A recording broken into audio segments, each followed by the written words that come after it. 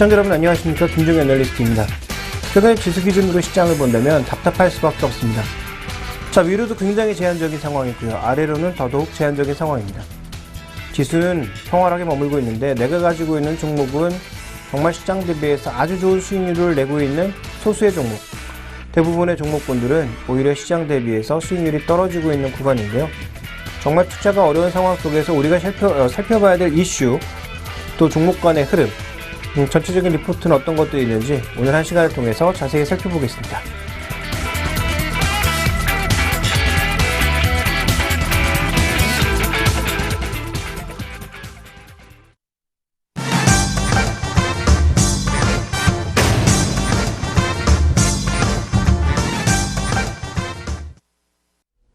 네, 오늘 살펴볼 이슈는 한국 수출과 관련된 이슈입니다.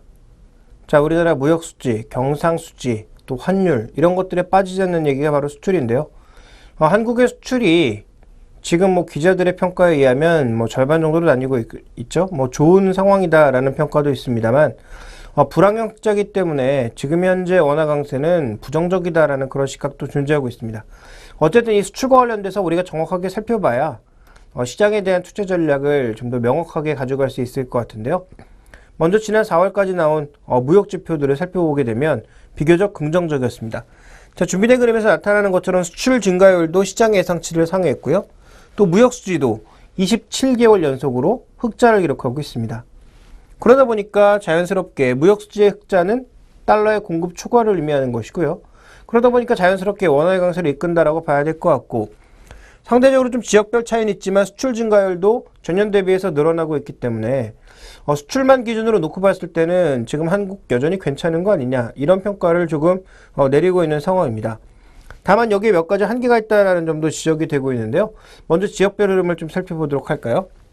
다음 준비된 그림을 보시면 지역별로 살펴봤을 때 지금 대미 수출은 비교적 견조하게 증가하고 있죠. 그런데 중국 수출은 계속 횡보하고 있습니다. 그리고 대EU 수출은 그동안 3월달까지만 해도 대외 수출을 이끄는 가장 중요한 지역 중에 하나였는데 오히려 4월달 들어서는 감소하는 모습을 보였고요. 대일 수출은 최근에 조금 증가했지만 워낙 변화의 폭이 미미한 양상이고, 대아세안 수출이 그나마 최근 들어서 올해 들어서는 견조한 모습을 나타내고 있습니다. 그러니까 지역별로 보면 우리가 가장 많이 지금 수출 비중을 차지하고 있는 국가가 중국인데, 중국이 정체를 보이고 있다는 것이 가장 부담 요인이 되겠고요. 그 다음 비중을 차지하고 있는 것이 미국인데, 미국 쪽에서는 최근에 약진이 나타나고 있다는 것 정도가 현재 구간에서 특징적이라고 좀 볼 수가 있겠죠. 다만 중국이 계속 구조조정도 하고 있고 경제 성장률의 전망치를 낮춰잡고 있는 국면이어서 향후 중국 수출의 흐름은 여전히 좀 정체를 보이지 않을까 예상을 하고 있습니다. 그렇다면 업종별로는 또 어떤지 한번 살펴볼까요? 다음 준비된 그림을 보시면 업종별로 나오는데요. 자, 반도체 견조하지만 정체되고 있습니다. 반도체는 지금 옆으로 쭉 흘러가고 있는 상황이죠. 자동차는 올 상반기 1분기 들어서 굉장히 빠르게 좋아지고 있는 양상이고요. 신차 효과라고 봐야 되겠죠.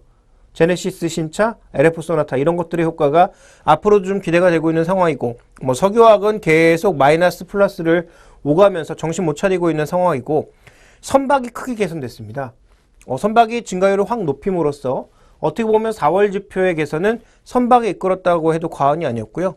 철강 쪽은 마이너스에서 이제 플러스로 갓 돌아서고 있는 국면이고, 무선통신 같은 경우에는 조금 변동폭이 크게 나타나고 있습니다. 그렇지만 신모델 출시에도 불구하고 아직까지 뚜렷한 상황 보이지 못하고 있는 가운데 LCD는 워낙 안 좋았다가 조금씩 개선되고 있는 그런 상황이라고 봐야 되겠죠.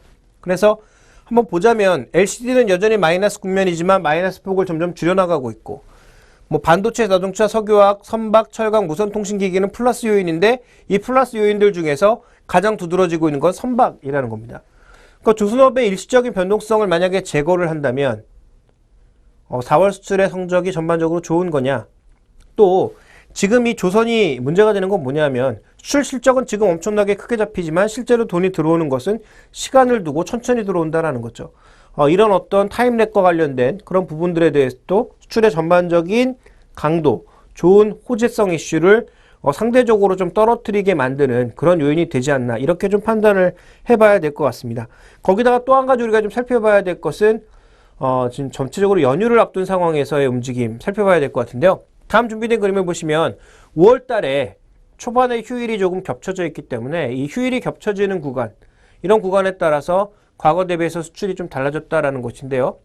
연휴가 있었던 기간의 3개월의 수출 변화율을 보시면 4월달보다는 주로 6월달의 변화율이 컸죠. 왜냐하면 5월달 자체가 변동폭이 연휴로 인해서 클 수 있었기 때문입니다. 그런데 전체적인 평균을 보시면 4월달엔 변동이 크지만 5, 6월달엔 크지 않았거든요. 그러니까 이번 달에는 5월달에 연휴가 있었기 때문에 기본적으로는 연휴 기간, 즉 6월달에 변동성이 커지고 5월달에는 수출 탄력이 줄어들 가능성에 대해서도 우리가 고려를 좀 해봐야 된다라는 거죠. 그래서 이런 여러 가지 관점을 놓고 봤을 때 지난 4월까지 나타난 수출입 지표의 전반적인 흐름은 겉보기에 헤드라인 지표는 굉장히 좋아 보이지만 실상을 들여다보면 여전히 부족한 부분이 상당히 많다. 이렇게 봐야 될 것 같습니다. 물론 하반기 좋아진다라고 얘기를 하고 있습니다만 최근에 경제 분석이 워낙 틀렸던 것을 고려해 보자면 그 부분에 대해서도 신뢰도를 좀 많이 주기에는 어려울 것 같고요.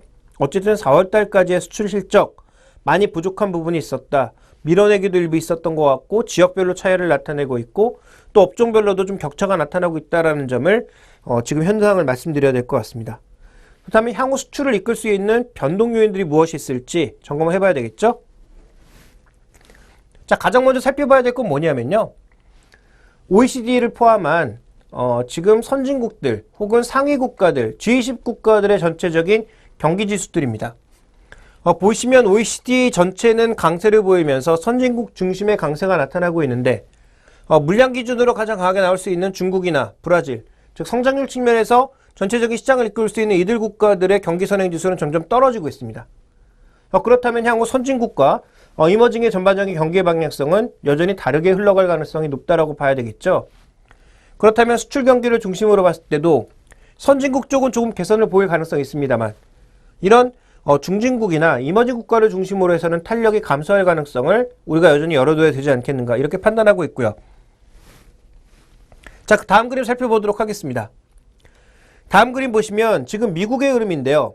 미국의 흐름은 굉장히 좋습니다. 지금 특히 광공업 가동률이 많이 올라가면서 설비 투자 압력도 올라가고 있는 상황이고 또 시카고 제조업 PMI, 왜냐하면 미국도 동부 지역에 지금은 남부 지역에 석유화학을 중심으로 하는 생산시설이 많이 있지만 전통적인 공업 강세 지역은 동부 지역 쪽입니다. 북동부 지역 쪽에 공업이 강하죠. 그래서 우리가 전체 PMI를 살펴보기 이전에 중요하게 보는 것이 시카고 제조업 PMI인데요.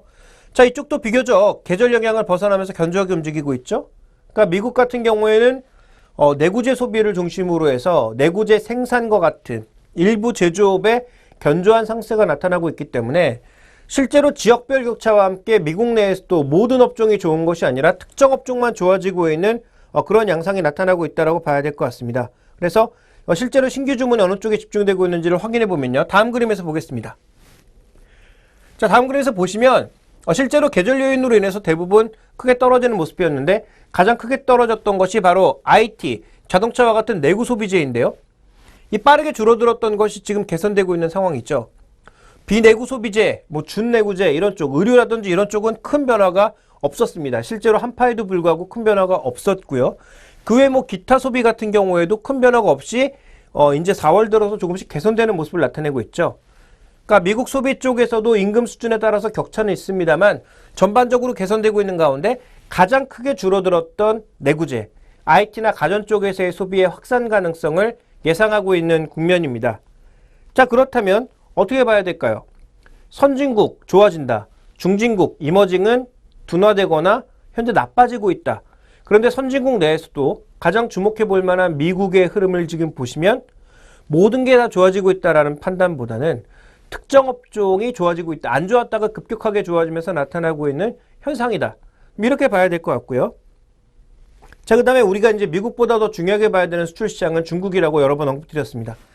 자, 중국의 상황을 살펴보게 되면 중국의 경기 선행지수 별로 좋지 않은 양상, 마이너스입니다. 물론 마이너스 폭을 줄이고는 있습니다만 여전히 마이너스 국면을 보여주고 있고요. 기준선 아래서 움직이고 있는 상황이죠. 그렇다면 중국의 향후 경기는 적어도 2분기까지는 조금 둔화될 것이다. 이렇게 봐야 될 것 같고요. 그 다음에 중국의 PMI, 통계청도 50선 부근에서 움직이니까 기준선보다는 강하지만 그래도 탄력적인 상황은 아닌 거고요. HSBI 제조업지수는 중소기업의 구조조정으로 인해서 여전히 시장 예상치를 하회하거나 50선 아래에서 움직이고 있습니다. 그러니까 중국의 구조조정 압력으로 인해서 중국으로 추가적으로 우리가 과거처럼 물량을 많이 수출할 가능성, 또 성장률이 크게 부각될 가능성은 이제 제한적이라고 봐야 되겠죠. 중국이 지금 자국 회사도 구조조정하고 있는 과정에서 해외 수입을 극단적으로 늘릴 가능성은 제로에 가깝다, 이렇게 봐야 될 것 같고요. 실제로 우리가 이제 중국의 서부대 개발에 의해서 수혜를 많이 받을 거라고 예상을 하고 있습니다만, 서부대 개발의 시기가 조금씩 지연되고 있는 데다가 한국 업체만 참여하고 있는 것도 아니고요. 또 웬만한 수주에 관련돼서는 중국의 로컬 업체들을 챙기기 위한 그런 노력들이 많이 나타날 것으로 보여지고 있기 때문에 향후 수출에 있어서는, 국내 수출에 있어서는 굉장히 부담 요인들이 많다. 그래서 지금까지의 내용들을 간단하게 정리해 보자면, 한국의 수출 성적이 올해 들어서 나쁘지 않았는데 업종별로 조금 다르고요. 그다음에 지역별로 조금 격차가 있다라는 것. 이런 한계점을 보이는 가운데 실제로 좋았던 선진국을 살펴봤더니 미국에서 특정 업종 중심으로 좋아지더라. 중국은 여전히 경기 둔화 가능성이 엿보이고 있더라. 우리가 왜냐하면 수출 쪽에서 서비스 수출보다는 제조업 수출 쪽에 강점을 가지고 있지 않습니까? 그러다 보니까 이렇게 제조업에 부담을 받을 수 있는 요인들이 미국과 중국에 다 존재를 하고 있고, 또 미국 같은 경우에는 리쇼어링으로 인해서 일부 제조업이 강세를 보이면서 한국의 완성품, 부품과 경쟁 강도가 높아지고 있는 것도 지지난 시간을 통해서 제가 한번 소개를 시켜드린 적이 있는 것 같습니다. 자, 그런 관점에서 본다면 전체적으로 지금 수출이 아주 좋다, 이렇게 얘기하기는 조금 어려울 것 같거든요. 그럼 어떤 식의 대응이 필요할지 대응 관점에서 한번 전망을 해보도록 하겠습니다. 자, 먼저 미국 쪽에서는 내구재 주문이 증가하고 있는 것, 그러니까 수출 주문이 증가하고 있는 것은 긍정적이라고 말씀드렸죠. 그런 관점에서 내구재는 뭡니까? 바로 IT와 가전과 같은 제품들을 우리가 소비재라고 하거든요. 그러면 이런 쪽에 지금 완제품 수출도 일부 늘어나겠습니다만, 완제품보다는 부품 쪽의 수출이 조금 더 좋아질 가능성을 우리가 높게 봐야 되지 않을까라고 판단을 하고 있고요. 그 다음에 중국의 부진 가능성, 거기다가 환율 효과까지 겹쳐지면서 상대적으로 가격 압력도 받을 수 있기 때문에 이와 관련된 부담도 충분히 고려를 해봐야 될 것 같습니다. 그렇다면 향후 수출의 움직임은 회복 속도는 비교적 완만할 거다라는 거죠. 그리고 차별화 양상이 조금 이어지면서 아무래도 탄력이 둔화될 가능성을 우리가 동시에 생각을 해봐야 될 것 같습니다. 자, 그런 관점에서 본다면 향후 제가 좋게 보고 있는 수출 쪽의 업종은 여전히 큰 변화가 없을 IT 쪽에 하이닉스 같은 종목들, 반도체 쪽에 삼성전자나 SK하이닉스 같은 종목군들 여전히 주목해봐야 될 것 같고요. 우리가 하반기에 IT 수출의 신제품 많이 좀 예상이 되고 있거든요. 그런 관점에서 디스플레이에 관련되어 있는 LG 디스플레이 또 주목을 해볼 필요가 있을 것 같고요. 마지막으로는 자동차 쪽에 지금 완제품 쪽의 경쟁은 높아질 것으로 예상이 되고 있습니다만 부품 쪽의 경쟁은 그렇게 높아지지 않을 것이기 때문에 부품 쪽에서 현대위아라든지 만도라든지 한라공조, 한국타이어 같은 글로벌화되고 있는 종목군들의 전체적인 흐름은 많이 개선되지 않을까, 이렇게 좀 생각을 해봐야 될 것 같습니다. 그래서 다시 한번 요약해보자면 전체적인 흐름 속에서 지금 한국의 모든 업종이 해외, 특히 선진국의 경기 회복에 모두 수혜를 받는 것은 아니다. 그러면 글로벌 부품사로 거듭날 수 있는 일부 종목을 중심으로 대응을 하셔야 될 것 같고요. 또 그 종목들의 외국인들의 수급이라든지 전체적인 추세의 흐름이라든지 이런 것들까지 잘 살펴보면서 한국 수출에 대한 기대치는 아직까지 현재 보여지고 있는 성적표만으로는 기대치를 조금 낮추는 것이 바람직하겠다, 이렇게 요약해 봐야 될 것 같습니다.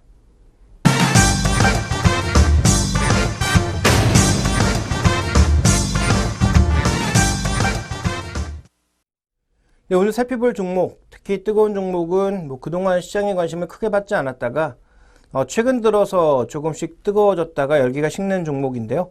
남해화학 살펴보도록 하겠습니다. 남해화학 여러분들 다 아시다시피 최근 주유소 매출도 있지만 대표적으로 비료 관련 종목이라고 봐야 되겠죠. 그래서 이런 비료 관련주가 오르고 있는 이유가 과연 무엇인가, 이 부분을 따져볼 필요가 있을 것 같습니다. 물론 이 시간을 통해서 혹은 다른 시간을 통해서 언급드렸습니다만 이것은 어찌 보면 곡물 가격의 상승과도 일맥상통하는 부분이 일부 있고요. 또 정책과 관련된 부분에 있어서도 일부 주가가 붐업하고 있다고 봐야 될 것 같은데, 먼저 이슈 측면부터 살펴볼까요?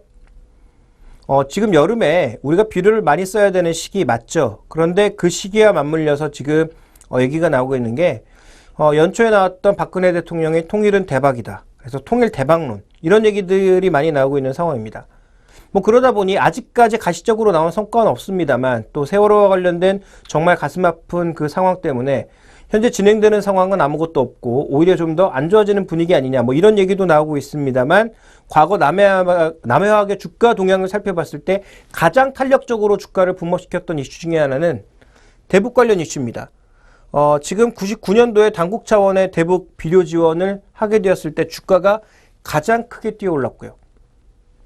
또 2000년대 중반 때에도 북한의 비료를 지원하면서 그때 또 큰 폭의 주가의 상승이 있었습니다. 그러니까 이벤트적으로 봤을 때는 현재 남북의 화해 무드가 조성되면서 이런 얘기가 나왔을 때가 실제로 주가 수익률이 가장 좋았다라는 점. 현재 만약에 세월호 사고가 아니었다면 뭐 이런 얘기들이 단계적으로 조금씩이나마 뭐 진행되었을 가능성도 배제할 수 없기 때문에 뭐 이와 관련된 부분이 이벤트적으로는 우리가 좀 관심을 가져볼 만한 이슈가 아닌가라고 보고 있고요. 자, 그 다음 우리가 좀 살펴봐야 될 것은 이 비료 시장 자체인데요. 우리 시장뿐만 아니라 글로벌 시장 전체로 놓고 봤을 때 과연 비료 시장이 탄력적으로 성장할 수 있는가? 그 부분에 대해서는 뭐 시각이 좀 제한적인 것 같습니다. 지금 남해화뿐만 아니라 글로벌 비료 시장 전체적인 흐름을 보시면 우리가 비료의 3요소 배우죠? 칼륨, 인, 질소 이 세 가지인데 이 세 가지를 기준으로 하는 전체적인 비료 시장의 성장이 정체되고 있는 상황입니다. 그러니까 성장은 꾸준하게 할 것 같긴 하지만 뭐 폭발적인 성장 이런 건 아니라는 거죠. 그렇다면 이 시장 성장 자체가 지금 남해화학의 주가를 상승으로 이끌었다? 이렇게 보기에는 조금 어려운 국면입니다. 그렇게 본다면 현재진 구간에서는 이벤트에 대한 기대감과 함께 비료 시장의 느린 성장 외에도 무언가 주가를 붐업시킨 그런 이슈가 숨어있다라고 봐야 되겠죠. 어찌 보면 아예 이벤트 자체는 벌어지지 않은 일이니까 우리가 지금 현재 논의에서는 좀 제외를 해야 될 것 같고요.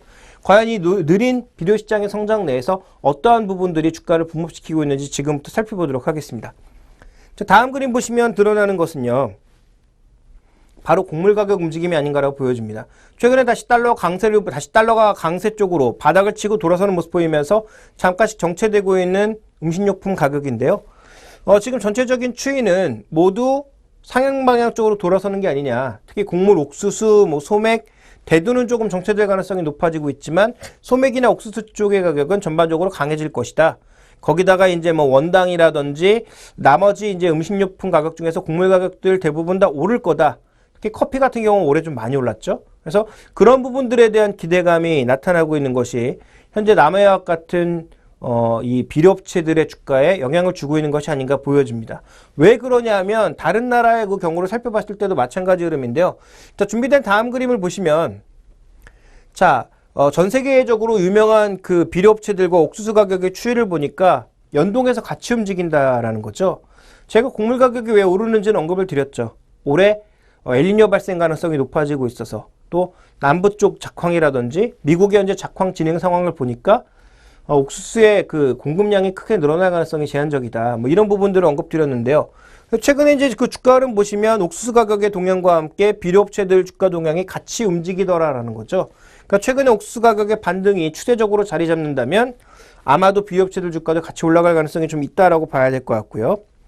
그 다음 또 살펴보시면 실제로 이제 다른 업체들도 마찬가지 모자이크라든지 아지윤 같은 이런 종목들의 전반적인 움직임이 모두 다 옥수수 가격과 비슷한 흐름으로 가고 있다라는 거죠.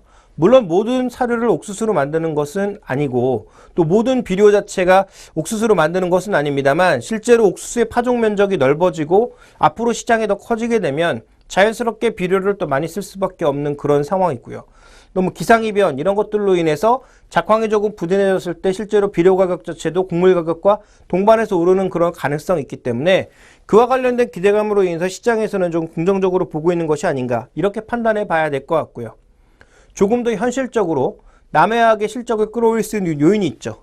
바로 준비된 다음 그림을 보시면 여러 시간을 통해서 말씀드렸던 부분인데 실제로 남해화학도 옥수수 가격과 주가 동향이 아주 밀접하게는 아니지만 어느 정도 관계가 있게 움직이고 있는 상황이고 실제로 이 암모니아의 원료가 되고 있는 남해화학의 가장 중요한 원료가 되고 있는 이 원료의 가격이 옥수수 가격과 민감하게 움직이면서 남해화학 주가도 어느 정도 관계를 가지고 움직이고 있더라라는 거죠. 그러니까 그런 관점에서 현재 반등 요인들이 좀 갖춰지지 않았나라고 시장에선 판단을 하고 있습니다.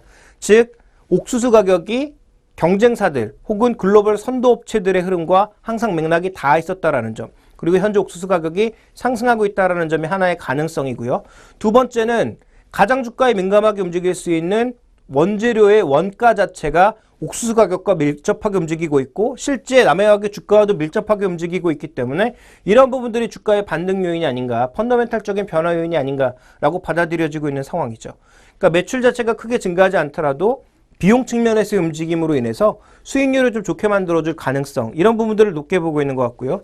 그 다음 그림 살펴보시면 나머지 음식료업체 전반에 해당하는 내용이겠죠. 바로 환율과 관련돼서 남해화학 주가가 비교적 견조하게 움직인다는 것입니다. 남해화학 같은 경우는 대부분의 비료 원료를 해외에서 수입해오기 때문에 달러 결제 요인이 많다라고 봐야 될 텐데요. 이런 달러 결제 요인, 달러 약세로 인해서, 원화 강세로 인해서 지금 영업 외, 즉 경상 부분에서의 추가적인 이익을 끌어올릴 수 있는 긍정적인 요인이 작용을 한다라는 것이죠. 그래서 이런 부분들이 실제로 앞서 말씀드렸던 뭐 이벤트라든지 뭐 이런 것들보다는 주가를 더 위쪽으로 끌어올리고 있는 것이 아닌가, 이렇게 살펴볼 수 있을 것 같습니다. 자, 그렇다면 남해화학이 이런 주가 상승 요인을 살펴보면 앞으로 더 갈 것인가, 아니면 주가가 정체를 보일 것인가에 대한 확인이 좀 필요할 것 같은데요. 남해화학 최근에 뭐 신고가를 보일 정도로 비교적 강한 모습을 보였습니다. 현재 어느 정도의 위치에 놓여 있는지 확인해 보도록 하죠. 밸류에이션을 확인해 보겠습니다. 자, 준비된 그림을 보시면 지금 PR 측면에서, PBR 측면에서는 바닥을 찍고 이제 막 시작하고 있는 단계고요. PR 측면에서 보면 뭐 과거 대비해서는 비교적 싸지 않은 국면에 놓여 있다라고 보여집니다. 그러니까 실적, 영업이익 대비해서는 주가가 그렇게 싸지 않지만 자산가치 대비해서는 주가 바닥을 찍고 돌아서고 있다라고 봐야 되겠죠. 최근에 뭐 강세를 보였던 뭐 시멘트주를 포함한 여러 종목군들이 비교적 자산가치 개념에서는 바닥을 찍고 빠르게 돌아서고 있는 양상이고요. 뭐 석유화학, 철강 이런 종목군들도 PBR 한배 국면에서는 더 이상 밀리지 않고 버티고 있는 상황 아니겠습니까? 그러다 보니까 남해화학도 실적이 개선될 만한 실질적인 요인들이 나타나고 있는 관점에서 PBR 개념에서는 반등의 여력을 어느 정도 마련하고 있다라고 봐야 될 것 같고요. 다음 그림 보시면 이 기업의 전체적인 추이를 봤을 때 뭐 수출이 크게 늘거나 내수가 크게 늘고 있는 것도 아니고요. 또 뭐 석유 쪽이라든지 화학 쪽이라든지 비료 쪽의 전체적인 추이도 빠르게 개선되고 있는 게 아닙니다. 3년 내로 보면 실적 자체가 모두 둔화되고 있는 국면이거든요. 그렇지만 수익성 개선 요인, 즉 매출 자체에 큰 증가는 없다고 하더라도 이벤트에 대한 기대감과 함께 어느 정도의 실적 개선 요인 자체가 존재하고 있는 상황이기 때문에 현재 이 종목의 주가를 상승시켰던 가장 큰 요인은 기대감이다, 이렇게 봐야 되겠죠. 아직까지 실제로 밝혀지거나 실적이 돌아오면서 크게 주가를 자극할 만한 그런 요소는 조금 없다라고 볼 수가 있습니다. 자, 그렇다면 투자 전략상 핵심은 뭘까요? 분명히 주가가 반등할 만한 근거가 있다고 하더라도, 또 PBR 개념에서 비교적 낮은 가격에 머물러 있다고 하더라도 이 종목의 주가의 모멘텀은 결국 기대감이었기 때문에 기대감이 둔화되는 구간에서는 주가의 수익률도 제한적일 수밖에 없다라고 봐야 될 것 같고요. 지금 성수기 아닙니까? 파종하고 언제 수확을 거둬들이기 전에 항상 비료를 써야 되는 성수기라는 측면에서의 뭐 조금 더의 강세는 나타날 수 있겠습니다만 제가 보기엔 뭐 3분기, 4분기 넘어가면서 뭐 대북 관계 어떤 이슈라든지 아니면 실적의 추가적인 향상이 나타나지 않을 경우에는 주가의 상승폭은 제한적일 수 있기 때문에 이 종목에 대해서는 뭐 홀딩 정도, 또 조정시 매수 정도의 그 정도의 투자에는 좀 적절하지 않나라고 보고 있습니다. 이 종목 말씀드렸다시피 기대감 때문에 오른 종목이니까 실제로 기대감을 확인하는 구간에서는 변동성이 커질 가능성, 뭐 이런 부분들 연두에 둬야 될 것 같고요. 실제로 아까도 이벤트에서 보셨지만 이벤트가 발생한 이후엔 주가가 꺼지는 모습들 많이 보였거든요. 그러니까 오히려 정부가 뭐 북한에 비료를 뭐 제공한다든지 이런 이벤트가 발생해버리고 나면 주가 먼저 움직였다가 오히려 그때부터 탄력이 줄어들더라. 그래서 그런 이슈가 나왔을 때 오히려 비중을 조금 줄이는 그런 전략도 나쁘진 않을 거다라고 보고 있습니다. 자, 이렇게 최근에 뭐 강세를 보인 종목이 있다면 반대로 실적 발표 이후에 정말 처참하게 깨지고 있는 종목도 있습니다. 어떻게 보면 뭐 종목이라기보다는 업종이라고 봐야 될 것 같은데요. 바로 삼성중공업을 포함한 조선주들입니다. 자, 삼성중공업의 주가가 나쁜 이유는 명확합니다. 기술이 부족했기 때문인데요. 문제가 된 두 개의 프로젝트를 확인해 보도록 하겠습니다. 먼저 첫 번째 프로젝트는 호주에서 하고 있는 인치스 프로젝트인데요. 자, 여기서 지금 삼성중공업이 맡은 건 뭐냐면 이 배를 만드는 게 이런 부유 설비를 만든 게 아니라 여기 있는 CPF라고 하는 이 중앙의 센트럴 장비, 이 센트럴 장비를 지금 삼성중공업이 수주를 했는데 호주 쪽에서 워낙 강력한 기술 표준을 요구하다 보니까, 기술 수준 요구하다 보니까 여기에 맞추지 못한 거죠. 그러니까 이 공기를 빠르게 맞춰가야 되는데 공기를 맞추지 못하고 여기다 이제 돈은 계속 지불이 돼야 되니까 이런 부분들이 지금 실적의 부진 요소로 작용되면서 미리 선반영하고 있는 겁니다. 그러니까 여기서 원래 공사를 언제까지 맞춰서 이익을 맞춰야 되는데 기술 수준이 못 따라가다 보니까 이걸 맞추지 못해서 계속 공기가 지연되고 그와 관련되어 있는 충당금을 계속 넣을 수밖에 없는 거죠. 그러니까 그 충당금 계정을 쌓으면서 실제로 실적에서는 반대로 마이너스 요인이 작용을 한 거고요. 그래서 올해 프로젝트 2개에서 난 손실만 아니라면 1분기 실적이 영업이익률이 6%가량 되기 때문에 굉장히 안정적인 실적을 냈는데요. 이 프로젝트가 망가진 것이 하나의 요인이고요. 그 다음 살펴봐야 될 것은 나이지리아 쪽에서 추진하고 있는 프로젝트입니다. 에지나 프로젝트인데 이 프로젝트에서 맡은 것은 아까의 그 센트럴 설비가 아닌 FPSO, 즉 부유 설비입니다. 배처럼 떠있는 이 설비를 만드는 과정에서도 똑같이 기술력 부족으로 인해서 공기를 맞추지 못하고 있는 거죠. 그러니까 지금 해양 설비, 해양 플랜트 쪽에 올인하고 있는 삼성중공업이 그동안 비교적 공사를 많이 따왔고 그 공사가 진행 중인 상황인데 기술 부족으로 인해서 상대적으로 지금 앞으로 공기를 나아가지 못한 것이 충당금 계정으로 잡혔던 것을 실제 실적으로 반영하면서 지금 마이너스 실적이 나고 있는 거죠. 그래서 아마 2분기까지는 조금 답답한 실적. 그렇지만 시장에서는 1분기보단 2분기가 나아질 거고 3분기로 넘어가게 되면 이와 같은 영향은 벗어나지 않겠느냐라고 보고 있고요. 또 하나 시장에서 주목하고 있는 것은 두 개 모두 지금 추정한 실적 오차, 즉 마이너스 부분을 미리 실적에 선반영한 거거든요. 근데 만약에 이렇게 충당금 계정으로 잡아버린 것이 실제로 그만큼 실적에 마이너스로 작용하지 않으면 어떻게 될까요? 다시 환입이 되겠죠. 그러면서 그 부분은 또 일회성 이익으로 잡힐 수 있기 때문에 추가적인 리스크는 없다라고 판단을 하고 있는 것 같습니다. 대부분의 증권사들 리포트를 보면 지금 목표 가격은 모두 하향하지만 이 이슈로 인한 추가적인 악재는 제한적이다라고 보고 있는 것 같은데요. 과연 그럴지 확인을 해보도록 하겠습니다. 자, 먼저 이 분기 실적 기준인데요. 1분기 실적 굉장히 안 좋았죠. 올해 1분기 실적이 시장에 예상했던 컨센서스보다 굉장히 안 좋았는데 실제로 이제 다음 그림 살펴보시면 이 수급입니다. 수급 측면에서 보면 대체잔고는 급증을 했고요. 주가는 급락을 했습니다. 대체잔고라고 한 게 뭡니까? 결국 주식을 빌린 잔고거든요. 주식 빌려서 우리 지금 할 수 있는 건 공매도밖에 없습니다. 왜냐하면 우리나라는 네이키드 쇼셀링, 즉 완전 공매도가 되진 않거든요. 어떻게든 누구에게 주식을 빌려서 팔아야 되거든요. 그런 관점에서 보면 지금 대체잔고가 늘었다라는 것은 분명히 누군가 주식을 빌려서 팔았다라는 거고 실제로 실적과 관련된 언론 보도가 나쁘게 나오면서 주가는 급락을 했다라고 보여집니다. 그럼 수급적으로 지금 대체잔고의 수준이 거의 역대 최고점까지 올라왔기 때문에 향후 조금 더 진행될 가능성은 있겠습니다만 외국인 수급이나 기관 수급 쪽에서 어느 정도 매도 클라이막스는 서서히 돌파했을 가능성. 왜? 악재를 이미 다 노출해 버렸으니까. 그렇다면 추가적으로 수급 쪽에서는 악재로 미칠 만한 영향은 제한적이다라고 좀 봐야 될 것 같고요. 그렇지만 이제 중요한 건 뭐냐면 그 다음 그림 살펴보시면 향후 전망 쪽에 있는데요. 수주 잔량의 전반적인 추이도 지금 크게 늘어나지 않는 상황이고 아까 언급드렸다시피 삼성중공업의 특징은 상선 중심이 아니라 해양 플랜트 이런 쪽으로만 중심적으로 갔기 때문에 이 시장 쪽의 전망이 지금 그렇게 밝지 않은 상황에서 향후 수주 잔고의 모멘텀도 비교적 축소되고 있다는 점을 주목해 보셔야 될 것 같습니다. 여러분들도 한번 생각을 해보십시오. 아무리 어려운 공사지만 맡았던 공사를 제 공기 내에 하지 못했던 그런 회사에게 다시 또 공사를 맡길 수 있을까요? 그러니까 그런 부분들에 대한 부담감도 나타날 수가 있는 거죠. 그러니까 삼성중공업의 지금 수급은 어느 정도 풀려갈 가능성이 있다라고 보여지나 실제로 본업에 있어서의 수주, 즉 조선업은 수주 산업이기 때문에 수주가 가장 잘 될 때 주가가 좋아질 수밖에 없는데 이와 관련된 부분에 대해서 부담감을 약간 느낄 수 있는 상황이다라고 좀 봐야 될 것 같고요. 자, 그 다음에 이제 우리가 그림 살펴보게 되면 그러면 실적은 언제쯤 회복이 되느냐? 아무리 빨라야 내년이다라는 거죠. 그러니까 올해는 상반기 충격으로 인해서 아무리 좋아져 봐야 영업이익은 거의 바닥이 날 가능성이 높고요. 제일 좋았던 2010년, 2011년 이런 때와 비교도 안 되는 거고 2015년, 2016년도도 개선돼 봐야 가장 좋았을 때 절반 수준 이 정도밖에 안 될 거다라고 예측을 지금 하고 있는 것 같습니다. 자, 그런 관점으로 본다면 현재 구간에서 조선업종의 흐름은 해양 플랜트도 아주 나쁘진 않겠지만 상선 중심으로 가고 있는데 다음 그림에서 나타나는 것처럼 지금 갖고 있는 수주 잔고의 기준으로 봤을 때 삼성중공업의 추가적인 모멘텀을 계속 꺾고 있다라는 것입니다. 그럼 이런 여러 가지 관점들을 종합해 봤을 때 삼성중공업은 어떻게 봐야 될까요? 수급적으로는 단기적으로 반등 가능성, 개연성이 열려있다라고 봐야 되겠죠? 악재다 노출했죠?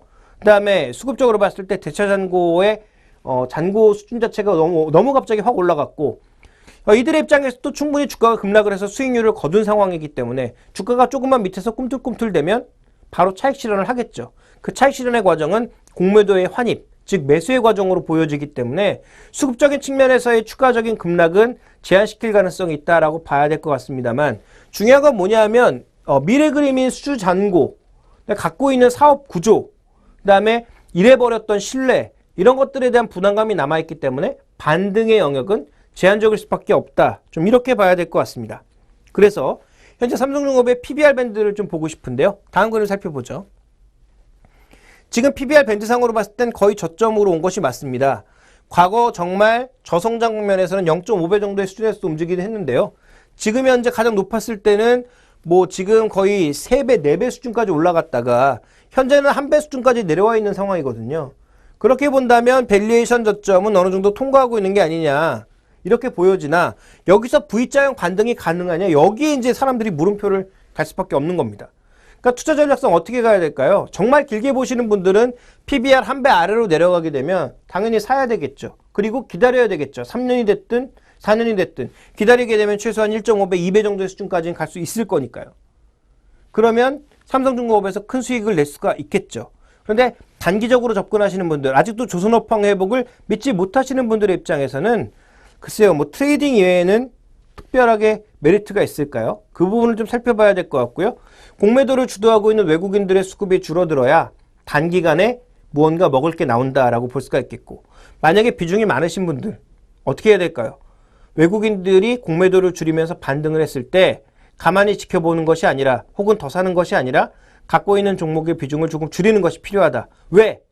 이 종목은 여러 번 언급드렸지만 수주잔고나 잃어버린 신뢰나 상선 기준의 흐름이 아니라는 점에서 다른 종목보다 탄력이 오히려 둔할 가능성이 있다는 측면에서 오히려 대우조선해양이나 현대중공업 같은 종목군들로의 종목 교체 필요성도 제기되고 있는 것이 아닌가, 저는 이렇게 보고 있습니다.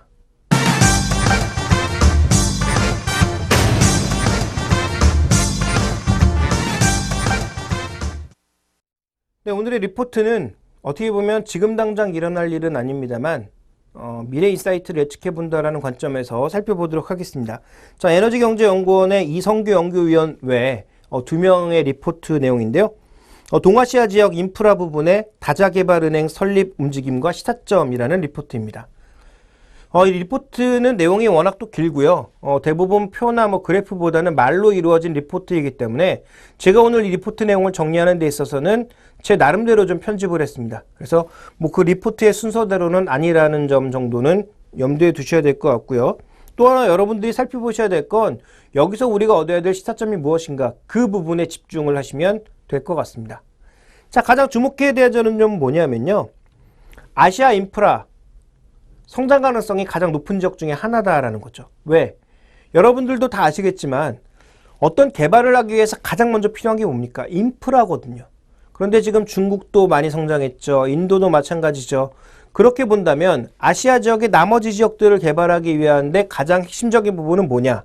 인프라라는 겁니다. 도로, 항만, 철도, 그 외에도 여러 가지 시설들이 있죠. 사회 간접 자본이 될 수 있는 그런 여러 가지 시설들을 만들어내야 되는데 실제로 그들 정부에 돈이 없습니다.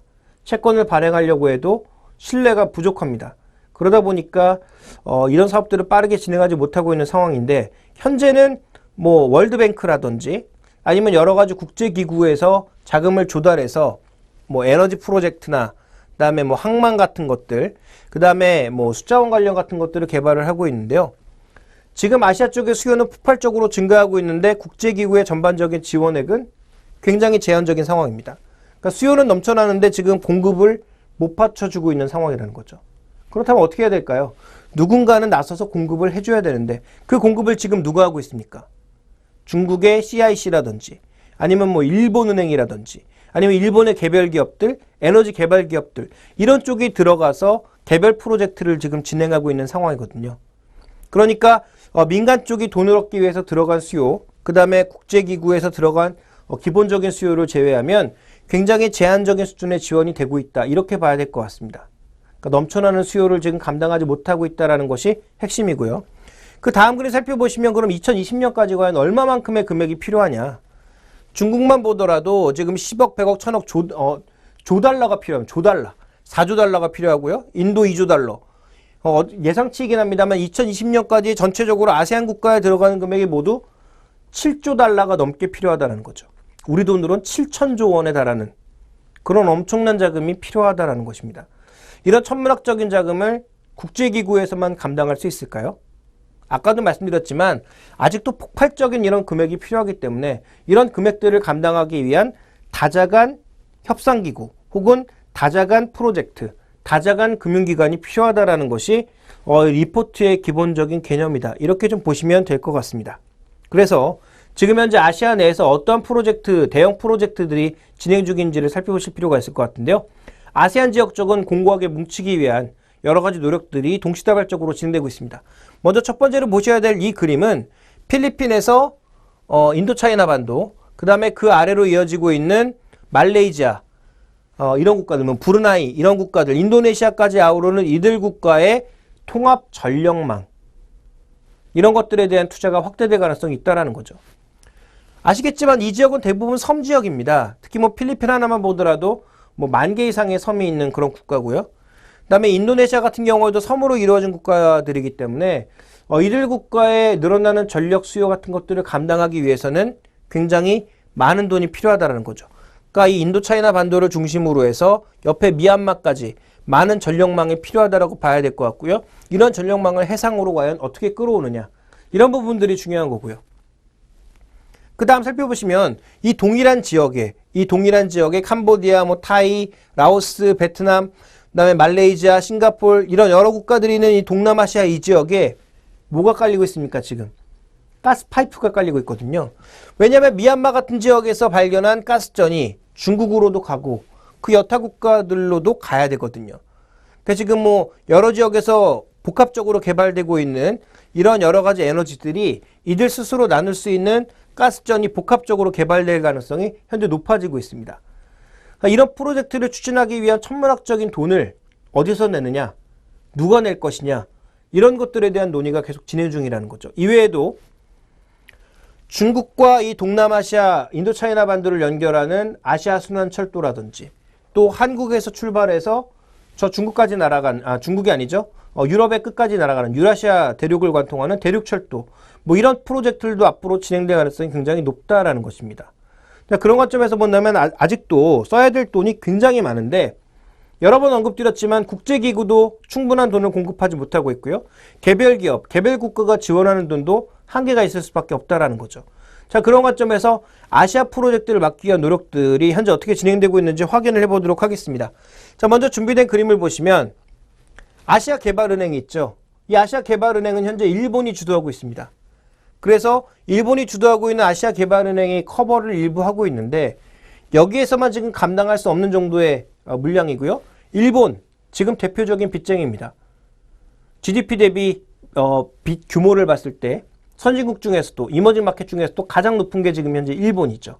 물론 그 빚을 일본 국민들이 다 끌어안고 있기 때문에 큰 상관이 없다, 이런 얘기 나오고 있습니다만 어쨌든 빚쟁이 일본이 ADB에 추가적인 자금을 공급하기가 부담되고 있는 건 사실이고요. 그러다 보니까 이제 여러 군데서 끼어들려고 하고 있는데 대표적으로 AIIB, 중국이 주도하고 있는 아시아 인프라스트럭처 투자은행이 나올 것으로 현재 지금 예상이 되고 있습니다. 그러니까 중국 쪽에선 이미 본격적으로 출범할 것으로 얘기가 된 상황이고요. 중국 혼자 하는 것이 아니라 지금 그외에 캐나다라든지 이런 선진국도 좀 끌어들이고 주변 국가인 한국을 비롯한 해당 국가라고 볼 수 있는 동남아시아 국가들도 끌어들여서 조금 큰 이런 은행을 만들 가능성이 열려 있고요. 그 다음에 아세안 지역 쪽에서는 아시아 인프라 자금과 함께 여러 가지 흐름들이 진행이 되고 있고요. 한국도 또 진행하는 부분이 있습니다. 물론 아직 구체화되지 않았고요.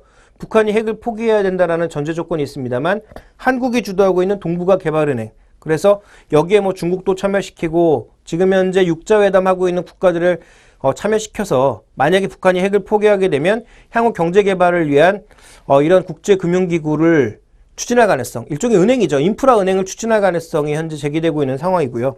중국은 조금 전에 말씀드렸던 AIIB 그리고 브릭스 지금 개발은행 같은 것들을 추진하고 있는 상황이고, 동남아는 말씀드렸던 대로 아세안 인프라 기금, 그다음에 개별 국가들의 프로젝트, 또 해외 기업들이 들어와서 외자 자금으로 유치하고 있는 프로젝트들이 진행되고 있는 상황입니다.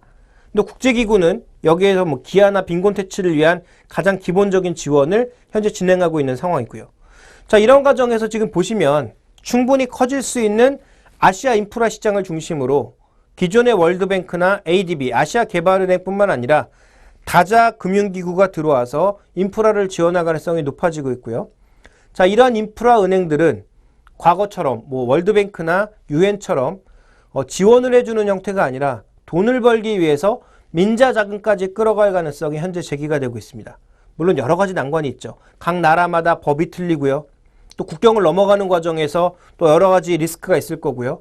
또 아직까지 아세안 이머징 국가들은 정치적인 리스크가 남아있기 때문에 이런 리스크 뭐 고려를 해야 되겠죠. 예를 들어서 뭐 군부가 갑자기 쿠데타를 일으킨다든지, 태국처럼 정정 불안이 장기적으로 이루어진다든지, 뭐 이런 부분이라면 지금 인프라 투자를 하고 싶었던 사람들도 한 발을 뺄 수밖에 없는 그런 입장 아니겠습니까?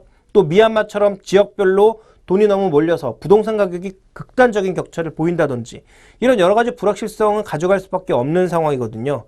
그럼에도 불구하고 결국 이러한 부분들은 트렌드로 갈 수밖에 없기 때문에 우리가 투자 전략으로 쓸 수 있는, 시사점으로 삼아 볼 수 있는 부분은 딱 한 가지다라고 생각을 하고 있습니다. 첫 번째, 아시안의 개발 수요는 폭발적으로 이어질 수밖에 없다. 이 부분이 가장 핵심 부분이라고 보여지고 있고요. 중국의 그 넓은 서부 개발, 그 다음에 인도도 지금 굉장히 많은 지역에서의 복합적인 개발이 진행 중인 상황이고, 그 중간에 끼어있는 인도 차이나 반도의 개발이라든지 이런 부분들에 대한 수요는 앞으로도 늘어날 수밖에 없다는 점을 주목해 보실 필요가 있을 것 같고요. 그렇게 본다면 전력, 철도, 에너지와 같은 인프라 관련주들의 수혜가 분명히 나타날 가능성이 높다. 다만 수혜를 하기 위해서는 단순하게 관련주가 아니라 글로벌 기준에 맞춰서 갈 수 있을 정도의 기술력을 확보해야 되겠다. 이 부분에 대한 점을 우리가 주목해 볼 필요가 있을 것 같죠. 다만 투자의 시점, 또 투자의 기간을 짧게 잡으면 곤란하다라는 것입니다. 이건 어떻게 보면 중국이 초기 개발될 때보다 더 긴 기간이 필요할 수도 있기 때문에 장기 관점에서 접근해야 될 것 같은데요. 대표적인 국내 전력망 관련 기업들, LS탄전이라든지 한국전력, 두산중공업 뭐 이런 기업들이 대표적인 유틸리티 또 전력망과 관련되어 있는 기업이라고 볼 수가 있겠고, 이 정도나 되어야 국제 기준에 맞는 수준의 여러 가지 기술 혹은 장비, 설비들을 수출할 수 있다라고 보고 있고요. 에너지 쪽에서는 현재 뭐 미얀마를 포함해서 이런 글로벌 지역, 동남아시아 지역에 유전을 갖고 있거나 가스전 지분을 갖고 있는 그런 기업들을 중심으로 봐야 되지 않을까라고 판단하고 있습니다. 그런 기업으로는 대우인터, SK이노베이션, LG상사 같은 기업들을 보셔야 될 것 같고요. 마지막으로 철도 측면에서는 뭐 관련되어 있는 철강주들도 도움이 되겠지만, 실제로 철도를 만들고 있는 현대로템의 수요도 증가할 가능성, 또 철도 공사를 하고 있는 삼성물산에게도 일부 수혜가 돌아갈 가능성, 이런 부분들에 대한 투자가 필요하지 않으라고 보고 있고요. 좀 더 눈을 넓혀본다면 중동 지역뿐만 아니라 그 외에 이머징 마켓 쪽에도 상당히 수요가 나타나지 않을까, 좀 기대를 해야 될 것으로 보고 있습니다. 결국 이 리포트의 내용을 뒤집어 보면 한국에게도 분명히 일부 기업들에게는 기회가 돌아오고 있다. 이 부분을 주목하셔야 될 것 같습니다.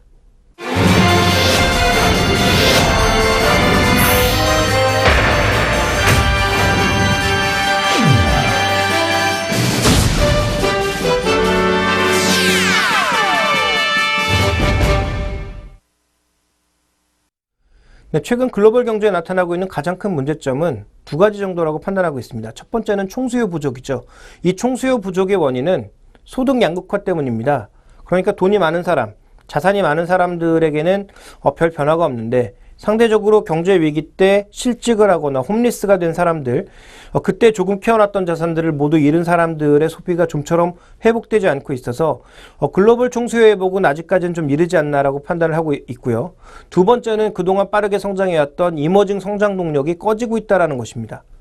이 두 가지 관점에서 봤을 때 우리 투자 시계는 아무래도 짧게 잡기보단 좀 길게 잡아야 되지 않을까. 어떻게 보면 최근에 나타난 애널리스트들의 투자 오류는, 또 예측 오류는 이런 조급함에서 나타난 것이 아닌가 판단이 되고 있습니다. 어차피 우리가 투자를 1년 하고 말 것이 아니라면 좀 더 긴 시각으로 정말 좋아지는 것이 무엇인지, 또 현재 정말 저평가되고 있는 자산이 무엇인지 다시 한번 깊은 고민이 필요하지 않나라고 판단하고 있습니다.